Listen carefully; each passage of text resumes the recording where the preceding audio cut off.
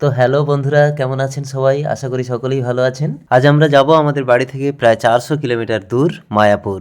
তারপর মায়াপুর থেকে তারাপীঠ, তারাপীঠ থেকে হাজারদুয়ারি। তো বন্ধুরা দেখতে পাচ্ছেন আমার মতো একটা গরিব ছেলেকে বিয়ে করে আমার স্ত্রীকে খুব একটা দামি পোশাক দিতে পারিনি।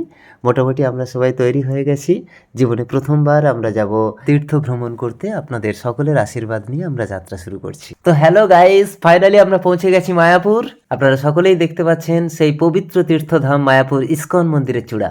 মায়াপুর এসে সকলের মনে ভীষণ আনন্দ, ছোট্ট খুকুবরিও ভীষণ খুশি। বিয়ের পর প্রথমবার আজ আমি আমার স্ত্রীর মনে এত খুশি দেখলাম। অভাবের তাড়নায় আমি কোথাও আমার স্ত্রীকে কোনো দিন বেড়াতে নিয়ে যেতে পারিনি। সেদিনগুলোর কথা মনে পড়লে চোখে জল আসে। আজ আমি আপনাদের দয়ায়, আপনাদের আশীর্বাদে দুবেলা দুমুঠো খেতে পাই। দেখতে দেখতে আমার সেই ছোট্ট ছেলেটা আজ কত বড় হয়ে গেল। আর এটা তো আমার বড় ছেলে। আমার স্ত্রী বাংলাদেশের চট্টগ্রামের মেয়ে, কিন্তু কলকাতার বাসিন্দা। আমার মতো একটা ভিখারির হাত ধরে চোখ বন্ধ করে একদিন আমার ঘরে উঠে এসেছিল। পবিত্র প্রেম মন্দিরে এসে আমাদের প্রেমের কথা মনে পড়ে গেল। কিছু মনে করবেন না প্লিজ।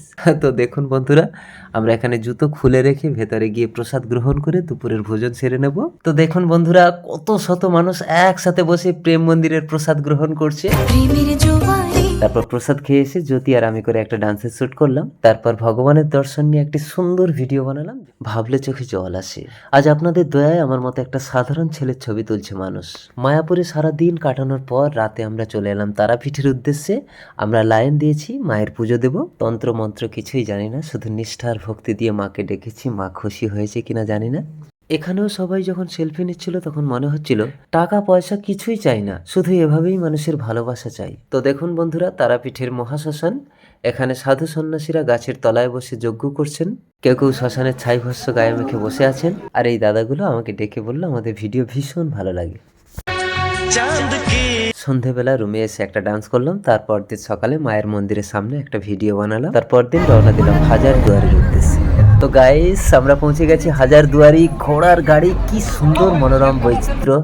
মুর্শিদাবাদের সেই ঐতিহাসিক জায়গাগুলো দেখার জন্য আমরা সকলে উঠলাম ঘোড়ার গাড়িতে। তো গাইস, আমরা ঘোড়ার গাড়ি করে চলে এলাম নবাবের বাগান বাড়িতে। কি সুন্দর মনোরম প্রাকৃতিক পরিবেশ চারিদিকে। আর এটা হলো নবাবের বাড়ি। ভেতরে যদিও ক্যামেরা নিষেধ, অবশ্য আমি পারমিশন নিয়েই করছি। তারপর দেখলাম জগৎ শেঠের বাড়ি, মতিঝিল, জ্যান্ত কবর, অবশেষে হাজারদুয়ারি। তো গাইস, এই ছিল আমাদের আজকের ব্লগ। কেমন লাগলো হাজারদুয়ারি প্লিজ কমেন্ট করে জানাবেন।